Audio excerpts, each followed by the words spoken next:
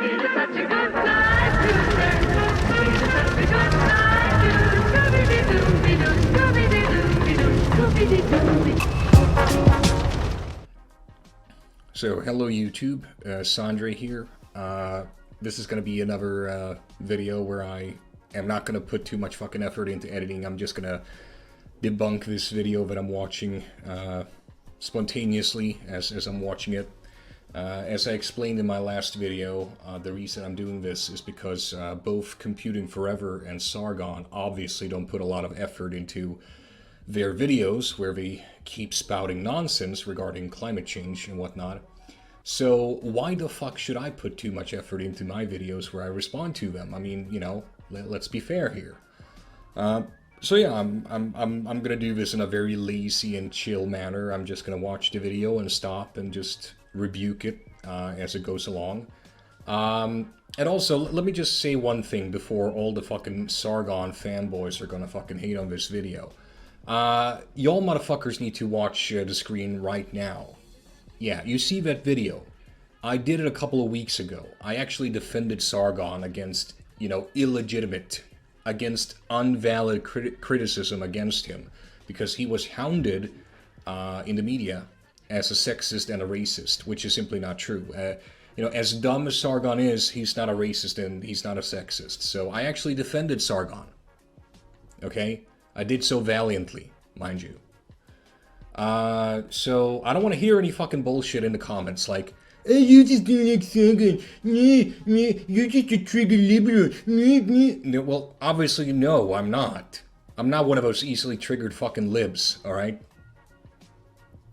Jesus Christ, you people are so fucking dumb. Like, it's amazing to me. You have so many fucking dumb people online.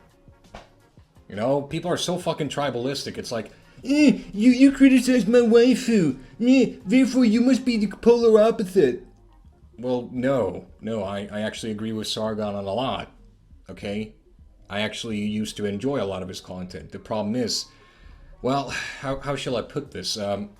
Sargon essentially spread his ass cheeks and just shat all over his fucking channel a while back. Nowadays, he produces content that's nothing more than fucking propaganda for his own cause. Alright? Now, if he wants to do that, that's one thing, okay? That's not actually why I have a problem with it. The problem I have is that he involves, you know, sometimes scientific claims into this. Sometimes he makes, like, ridiculous, fucking idiotic statements on climate change. And other issues, too. And, yeah, no, I'm gonna respond to this now. And, look, I will insult the guy, just like I have insulted Computing Forever and anyone else. I don't have a problem with insulting people, okay? But I'm not just gonna insult him. I'm also gonna, you know, attack his points. I'm also gonna debunk him, you know? So I don't want to hear any fucking bullshit about, oh, this is an ad hominem, blah, blah, blah, blah. Because no, it would be an ad hominem if I only insulted him. But since I am actually gonna debunk him as well, it's not just a fucking ad hominem, now is it? Then it's just a fucking insult. So sit your bitch ass down and listen. Let's begin. He's just an ideologue, and you can see exactly the problem as we go along. What we're being told to do is change your cotton buds. And, Oh, by the way, since Sargon is so fucking slow, I'm gonna speed this video up. and all these sort of pathetic micro-consumerist bollocks, which just isn't going to get us anywhere. You know. Now, he doesn't explain why this isn't going to get us anywhere, because, I mean, if you just think about what he said there, that's obviously a solution.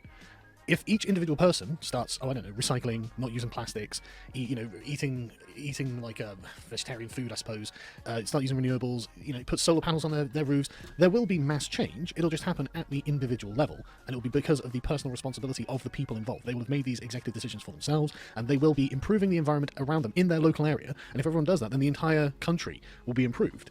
Obviously, it doesn't require top-down intervention or any kind of, you know, state or authoritarian demands. It's a natural choice, and people do make these choices. You know, like McDonald's and things like this, putting salads on their menus and stuff. People actually are attitude. Are you fucking kidding me, Sargon? McDonald's puts salads on their menus, therefore climate change is solved. I mean, get fucked. Do shift over time, and they have been shifting towards a more, I guess I would call it a middle-class approach to things, and that's not necessarily a bad thing. You know, it definitely is undoubtedly making the West a cleaner place. All right, so here's the problem. You have a very fucking reductionist view of these matters, I can tell. So here's the problem. Yes, if it was like you said, that everyone had the ability to make their own individual choices, and they all did these, made these individual choices, would the climate be saved? Yes, it would. It definitely would. You know, this is undeniable. That is if your individual choices would somehow have an impact on the fossil industry, which it really doesn't to the degree that you want it to. You see, whether people want it to or not, okay, they individually can't put, solar panels on the roof of their, condo, if you will. All right? If people live in apartment complexes, okay, that's a decision that the company that they, rent the apartment from would have to make. They can't make that decision, I guess if you are an electrician, you could perhaps, fucking jerry-rig a fucking, solar panel into your electric grid in your singular apartment. I mean, that shit would be detected, though, and, you would be fined, at least. Probably booted out of the fucking apartment because that shit's dangerous as well. But no, look, here's the thing. Not everyone in society has the luxury to make that choice, Sargon, okay?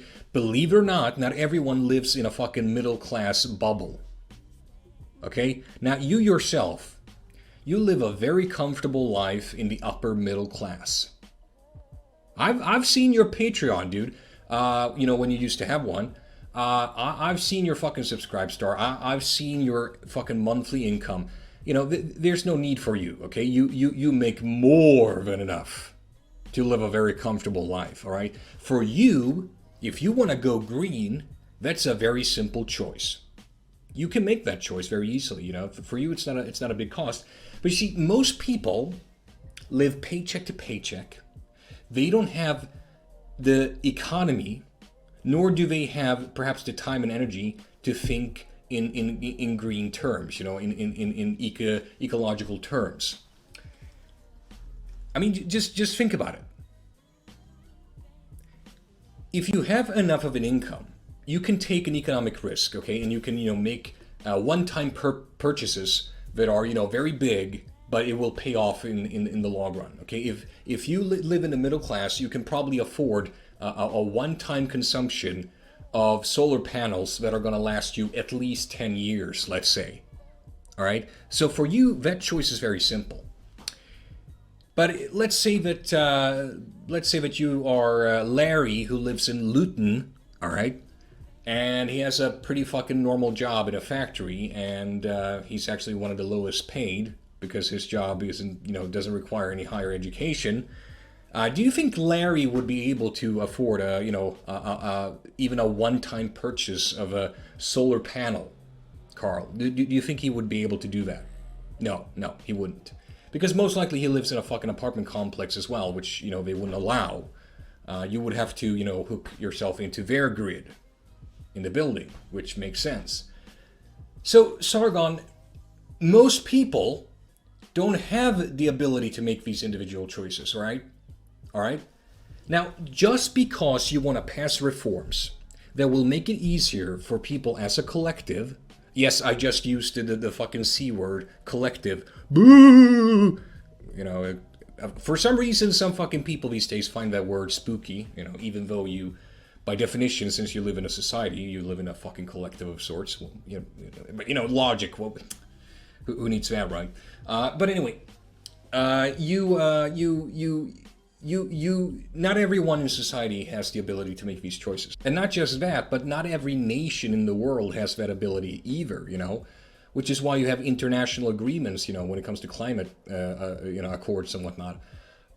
Because, this is a way of guaranteeing that the developing world doesn't go straight from, being in a developed state to a technological society that requires fossil fuels, but rather that they go straight to the renewables, which is the path that they should go. So here's another thing, Sargon. We have something called infrastructure, all right? Now, that infrastructure, on the individual level, is completely independent on the individual. That infrastructure is based on people as a collective. Okay? Now, individual choices ain't gonna do shit, pretty much, when it comes to the infrastructure of your nation. Yet, that infrastructure needs to change, okay? You need to change that infrastructure. How do you do that? Well, individual choices doesn't really matter here, you know? It's nothing a single person can do can affect the fucking infrastructure of and the entire society. You need reforms by politicians to do this, Sargon, okay? So I don't understand this fucking phobia against, you know, reforms regarding this. No, you need reforms to deal with climate change. You do. All right? And just because you want to propose that, hey, maybe we need at least some intervention, you know, by politicians to fix this problem, that doesn't make you a fucking commie. It just means that you have something called common sense. All right? Jesus Christ. The fact that you live in a middle-class bubble is really showing. You know, the cities in the West, better air than ever, etc., etc. Goes places like China, where almost all, China and India, where all the sort of heavy industry is happening now, and they are the mass polluters. Something like 80% of, or 90% of all of the pollution and the waste in the oceans comes out 2 rivers, one in India, one in China. So it's just like, okay, we can sit here and say, well, we should be doing this, we need radical change in the West. It's like, not really. We've actually got most of this under control. We aren't really responsible for causing climate change, or, you know, assuming this is all true. We're not responsible for this because we are small. I mean, like, we're talking... Are you fucking kidding me, Sargon? Are you fucking kidding me? No. Believe it or not, Sargon, the West is still the biggest polluter. Okay? Now, it is true that China, proportionally speaking, is dumping a shitload of carbon dioxide into the atmosphere. But here's the thing, though, Sargon. Okay? You talk about the West being so good at transitioning from you know, fossil fuel to renewable energy and whatnot. But, you know, how do you think that's accomplished? Yeah, that's accomplished through political reform, Sargon, not through individual choices. All right? It's politicians, you know, putting forth motions and passing those motions. That is what has allowed the West to start to go from fossil fuels to renewables. All right? Whether you want to admit it or not. But not only that, but the West isn't even the best at doing this. Because if we go back to China, you remember how I just said that China, proportionally speaking, is dumping a shitload of CO2 in the atmosphere. That's true. But they're also the nation in the world with the fastest growing renewable energy sector. No other nation in the world beats China when it comes to having a sector that is growing that quickly, that is renewable. So yes, China is a big sinner right now, but China isn't going to be a sinner for long.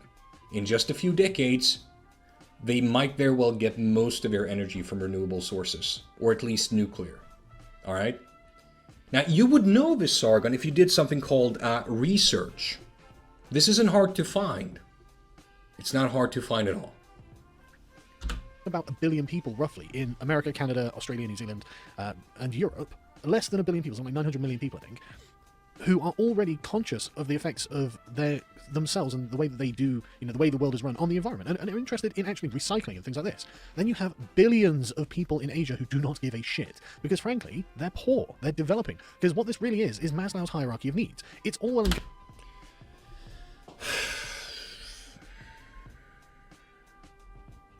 Sargon,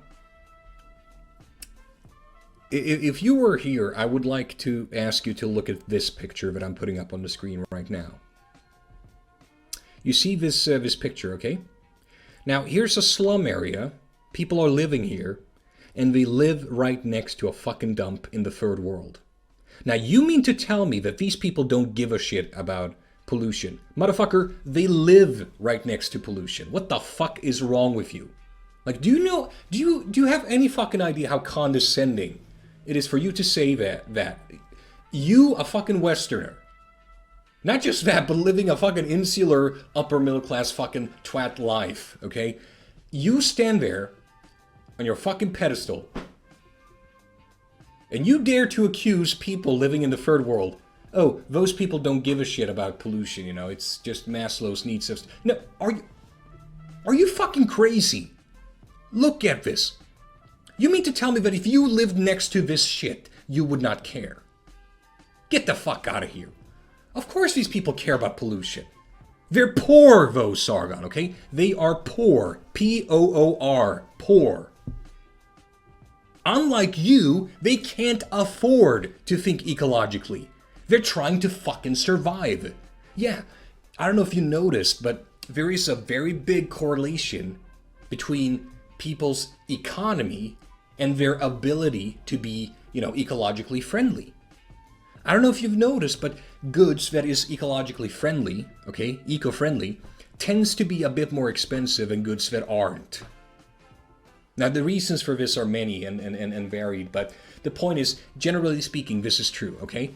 So if you buy meat that's like climate smart, okay? If you buy meat that's climate friendly, that generally costs more than meat that isn't. But see, if you live in fucking Bangladesh, let's say, do you think these people have the fucking economic prowess to be able to say, you know what, I don't think I'm going to buy this beef because, you know, it's not climate friendly. I think I'm going to stick to like this pork that's more climate friendly, to be honest. No, they're just thankful if they can get some fucking meat at all. You do realize that in the third world, there's actually a lack of protein for kids, right? Protein is kind of fucking necessary, you know? So these people, it's not that they don't give a shit about pollution. They just don't have the fucking capital to do something about it. Unlike you dense motherfucker. Good for someone who is a wealthy person in the first world, who's a public intellectual like George Monbiot, who's on TV with... And you're not a wealthy motherfucker. Are you fucking kidding me, Sargon? This is like the pot calling the kettle black.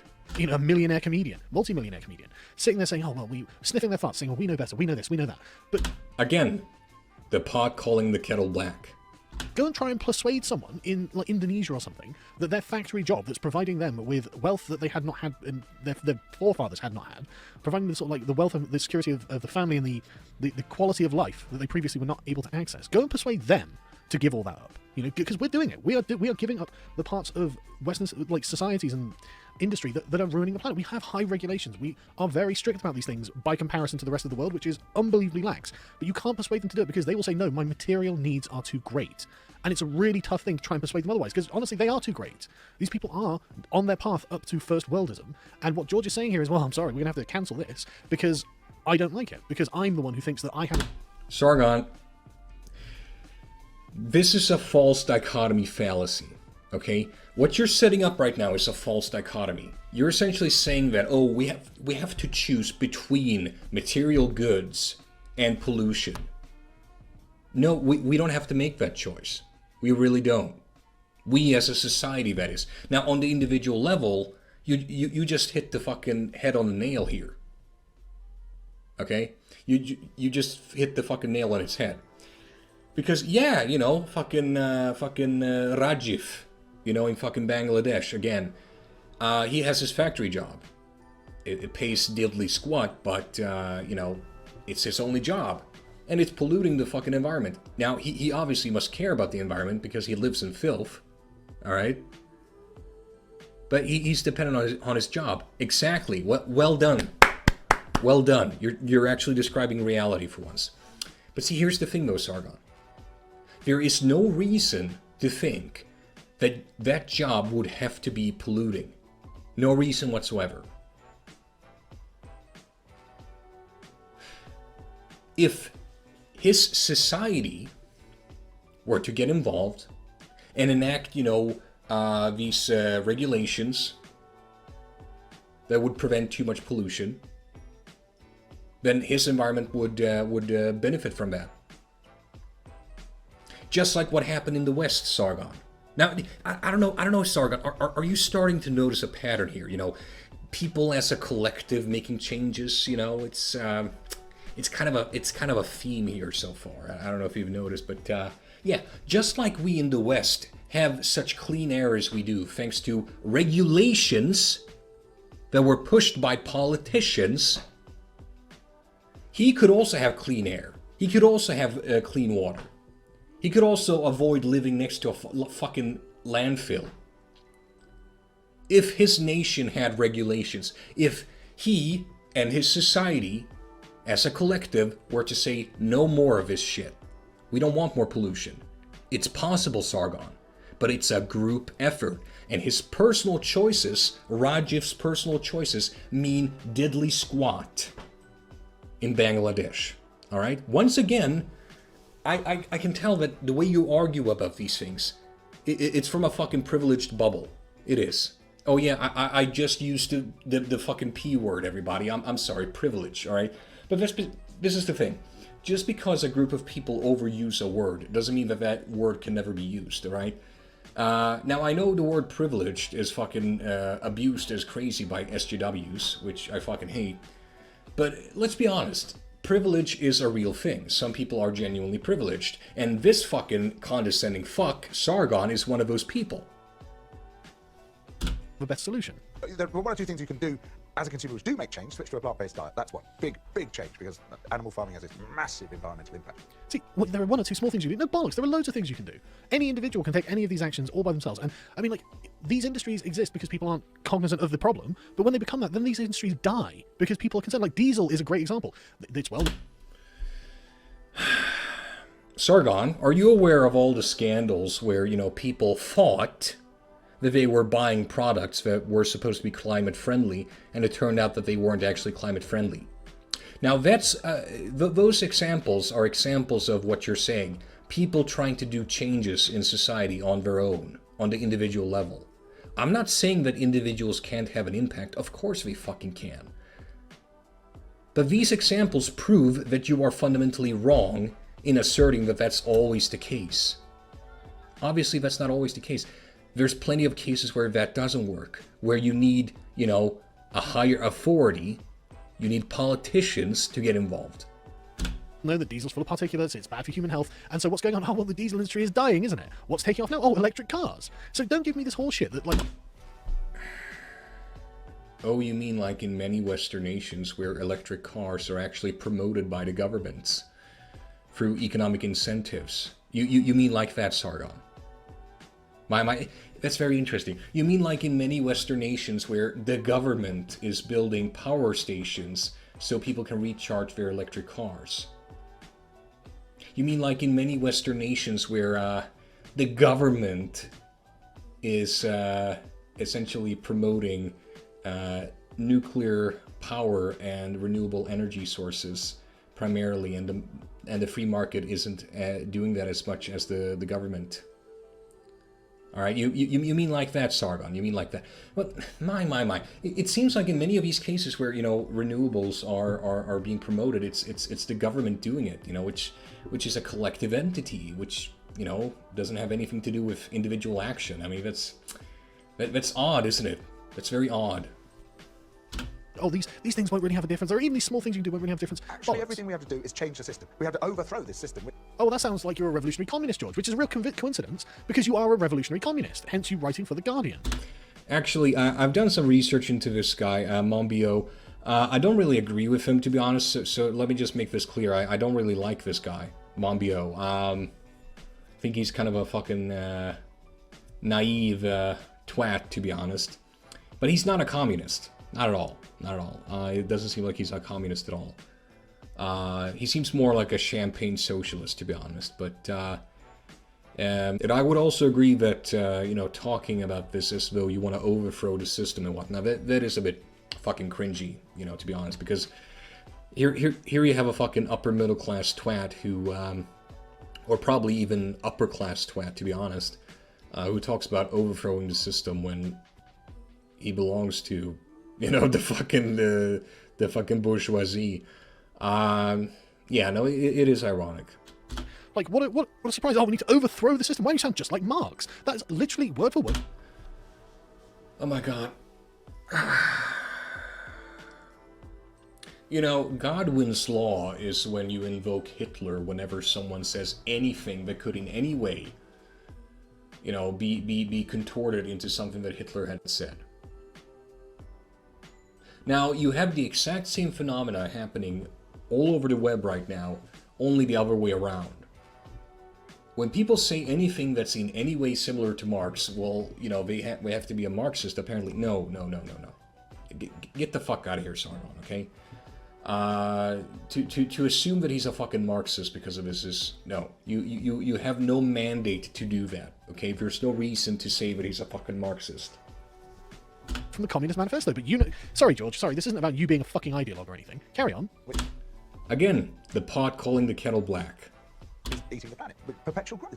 I mean, since when was GDP a sensible measure of human welfare? Now that's a great point. GDP is not a sensible measure of human welfare. Right? GDP is a terrible measure of welfare. The GDP is a measure of welfare for the people who are the owners of the countries, the people who actually are the ones controlling industry, etc. GDP does not tell you anything about the individual themselves. So we can look at, say, something like the Human Development Index, right? Not famously capitalist countries on the Human Development Index. I mean, what, Eritrea, Mozambique, Liberia, are these bastions of capitalism? South Sudan, the Central African Republic, Niger? What about Cameroon, Pakistan? I mean, you know, maybe you would call them capitalist because they're not socialist, but really, are we suggesting these are places that are doing great? I mean, where's Zimbabwe on here, you know? These are, oh, look, there it is, doing great, doing brilliantly. It's not like these are great places, but Human Development Index is a good way of measuring whether people are actually doing well. The individuals in the country are actually doing well. What's at the top of the list? Oh my, capitalist countries. You know, I find it very funny when it comes to Sargon, because he's one of these people who are like, you know, whenever it's something he likes, oh, it's capitalist. Whenever it's something he doesn't like, it's socialist. Now, no, let me just make this clear. I'm not going to call Norway or Switzerland or Australia or any of these nations, I'm not going to call them socialist, because they're not. Nor am I going to call them capitalist, because they're not capitalist either. These are mixed economies, Sargon, okay? They have a balance between capitalism and socialism. The best economies on Earth are economies that take a little bit of capitalism and a little bit of socialism and mix it to a varying degree. So the only thing you can really talk about when it comes to this is, okay, which one is more predominantly capitalist or socialist and whatnot. But the point is, the nations at the top here, Sargon, all of them are mixed economies. Iceland, Hong Kong, again, like Singapore, the Netherlands, all the United States, United Kingdom, it's all capitalist countries. They are mixed economies. All first world capitalist countries at the top of the Human Development Mixed economies. Index. The countries that do not care about property rights, do not care about human rights, do not care about democracy, they are the ones at the bottom. Right? This is, in my opinion... Oh, you mean the nations that have essentially no fucking public GDP whatsoever? Are you talking about those nations, Sargon? Where you essentially only have the fucking market because the state's part of it is really fucking small, okay? The nations that aren't, you know, mixed economies, the nations where you pretty much only find a private market. Oh, you mean those nations, the ones who actually are, you know, way more capitalist than they are socialist. When you can only be concerned about moral needs when your material needs are fine, when you're not in imminent danger, when you're not going hungry, when you don't... Oh, just like in the mixed economies, then. Have more physical pressures on your body. You can start worrying about moral pressures. But George, who doesn't have any physical pressures on... Climate change is not just a moral pressure, Sargon. It's an actual pressure in the sense that, oh, if we don't act on it, we're all going to suffer because of it. Because dry places are going to get drier, wet places are going to get wetter, yeah, you're also going to have diseases that are going to reach new territory on both hemispheres, as both poles are going to get warmer. So yeah, it's not going to be fun. You're going to have more crop failures and whatnot. So no, it's not just a moral imperative to fix climate change. It's actually a necessity, Sargon. He's doing very well, obviously. Now he's concerned about the moral... So are you. Pressures, and he's looking at the third world and saying, you guys are fucking up. And now he's blaming people in the first world for the... Sargon, you literally started this video, you fucking hypocrite, by saying that the third world doesn't give a shit about pollution. How are you not exactly what you're accusing this guy to be? Well, Bank, we're asking for a lot of growth, just 3% a year. That means doubling in 24 years. Yeah, we're bursting through all the environmental boundaries and screwing the planet already. You want to double it? Double? I don't think he understands what this means, but look at those bug eyes. You want to double it? George. do you know what the internet is? Do you know what digitization is? There's a phenomenon called dematerialization, which is the fact that everything requires less to do now because of technology. I mean, think about your phone. You would have needed probably about 6 or 7 different gadgets to perform the functions of your mobile phone. That's all gone. That's all gone. But now we've got it's tinier and tinier and tinier. You know, same with almost every aspect of technology. It becomes like storage. Jesus Christ, the amount of data storage that is available now is insane.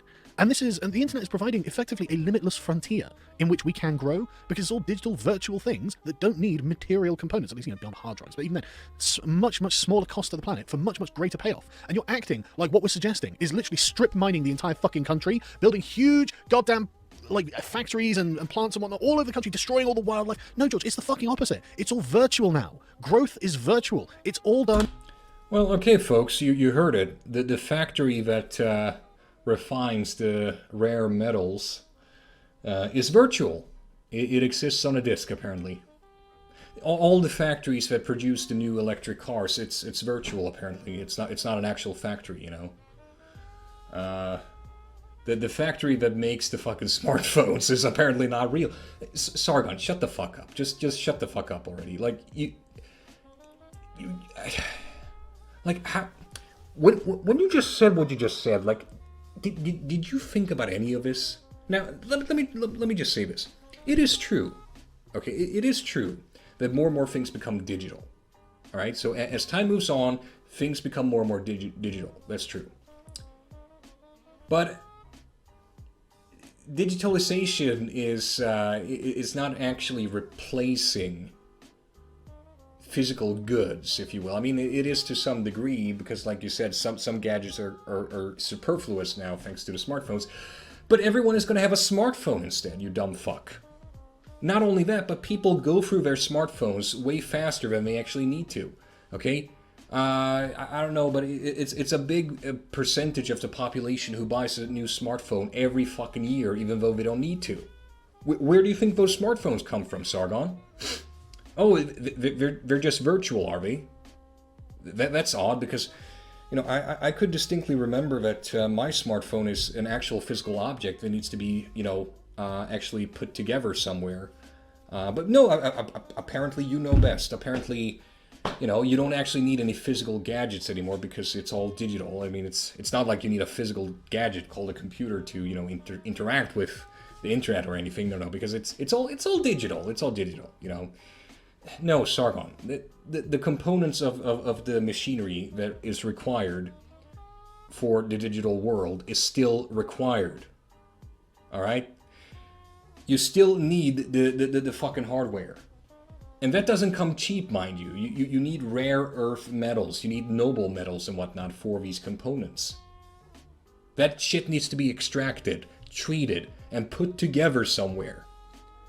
So I don't know where the fuck you get this La La Land delusion that we don't need actual physical labor anymore. Just what? No. Jesus Christ, this is so dumb. Keep doubling it. It would be good if we kept getting wealthier and created more wealth, George. You just... Hypocrite. You fucking hypocrite. You fucking hypocrite, Sargon. You literally just said, like fucking 10 minutes ago or something, that GDP is a horrible measure of the economy. And here you are now saying that a higher GDP means that everyone's wealthier. Which one is it? Which one is it, Sargon? Which one is it? You can't have both, all right? You dumb fuck. You can't have both. What the fuck? Yes, I agree that GDP is not the be-all and end-all, because you can manipulate GDP at the expense of the population of the country, but that doesn't mean that economic growth is a bad thing, you dunce. Yeah, why would you... Why would you, then...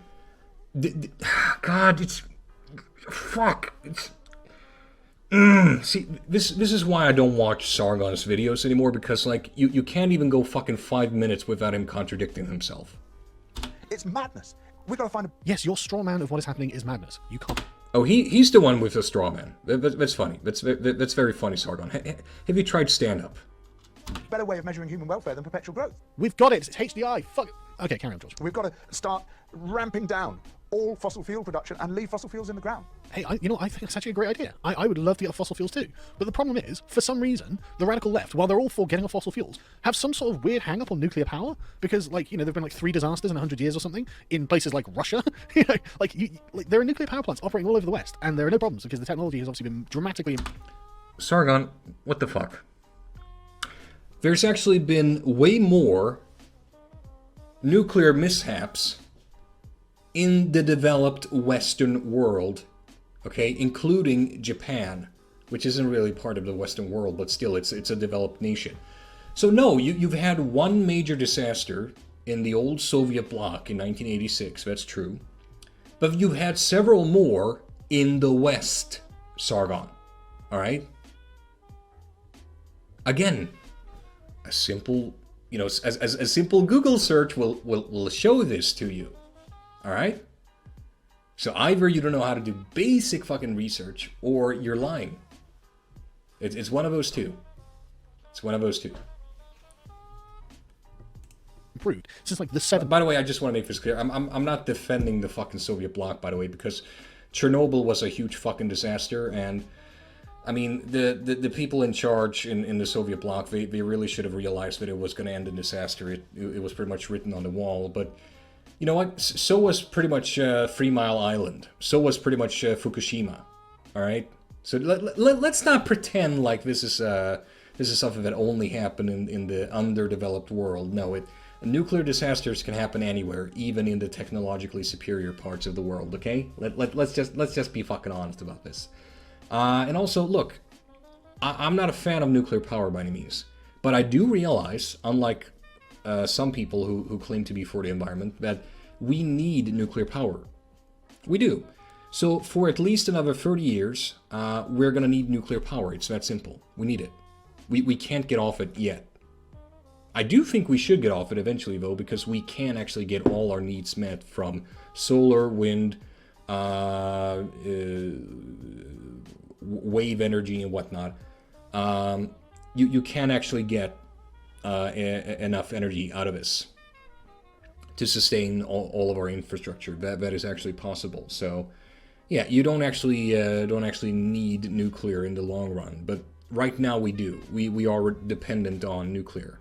So if we want to get off fossil fuels fast, we need nuclear instead, and we're going to be reliant on nuclear for at least another 30 years, I would say. Or you could say, oh, Fukushima. Yeah, I suppose if you build a nuclear power plant on a fault line, an earthquake-prone fault line, and then get hit by a tsunami, then yeah, you might find you have a problem, okay? But that's saying, well, what about natural disasters? We can't do anything. The problem is, Sargon, they were confident that they had solved that problem technologically, okay? That their technology would protect them. Just like anyone who builds a fucking nuclear power plant anywhere. They all think like that. Well, I'm sorry, natural disasters are exactly that. These acts of God, as it were. What can we can't build any buildings because what if a meteorite comes down and hits one of the buildings and smashes it down and everyone dies? Well, fucking hell, now. The problem is, Sargon, that if a building falls, a building falls.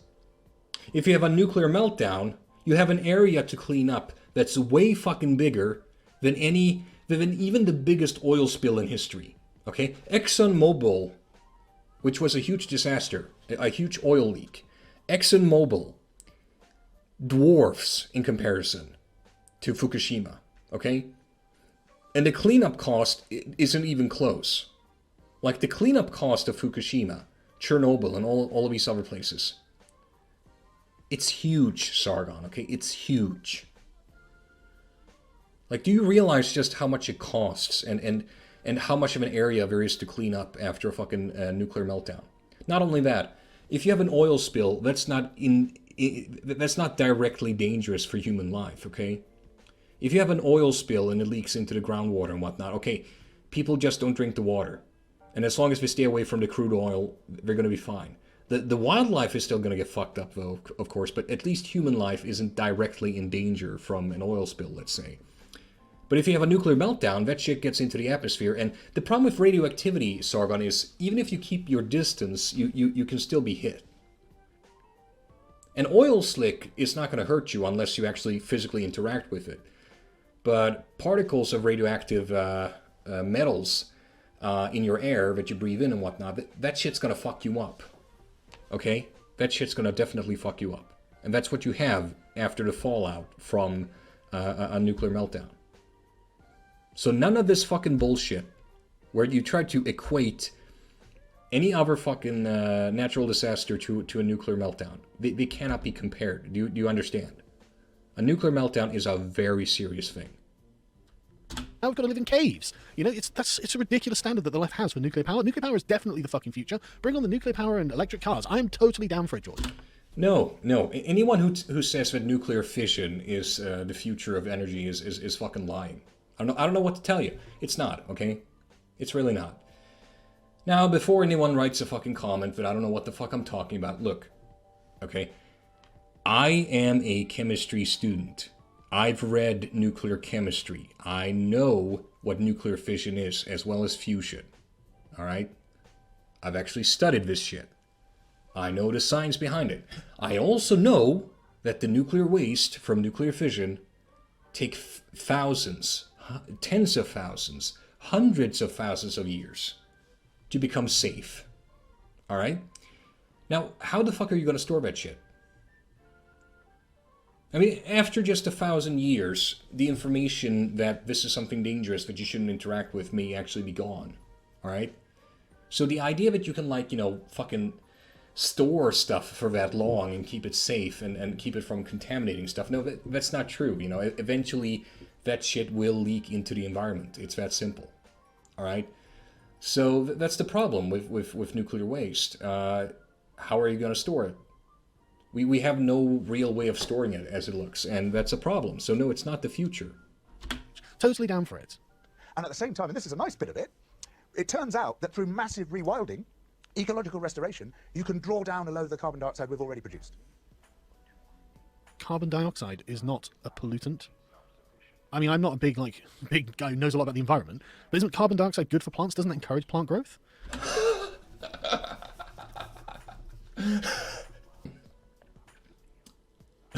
Fuck me. Oh man.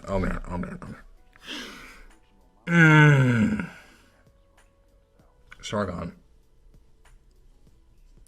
Carbon dioxide is the molecule that's pretty much solely responsible, as it looks, for climate change. Alright? I don't know if you've heard of something called the greenhouse effect. Now, Sargon, if you don't even know that carbon dioxide is the molecule of question that is a problem for the environment, I don't know what to tell you. Why the fuck are you even commenting on this? Why are you even making a video displaying your ignorance on this? Because if you don't even know that, if you don't even know that carbon dioxide is the molecule that's problematic, I don't even know what to tell you. I don't fucking know. I'm flabbergasted. I'm literally flabbergasted, folks. I literally don't know what to say to this. I literally don't know. Wow, just wow. All right, that's it. I've had enough of this fucking video. I can't take it anymore. The fucking stupid. It really hurts. It actually physically hurts now. But yeah, that's my response to Sargon on this. I agree with Sargon that Monbiot is kind of a doofus, but Sargon ain't much better. Well, actually, I would say that he's not better at all. He's probably worse, to be honest. I mean, the guy doesn't even fucking know that carbon dioxide is the molecule responsible for global warming. It's like, yeah, whatever. Anyway, if you guys enjoyed, please subscribe. If you didn't, unsubscribe. I don't really give a fuck. In fact, after watching this dumb video, I don't really care about anything at all, to be honest. Yeah, no, that's the video. Take care, everybody. Take care.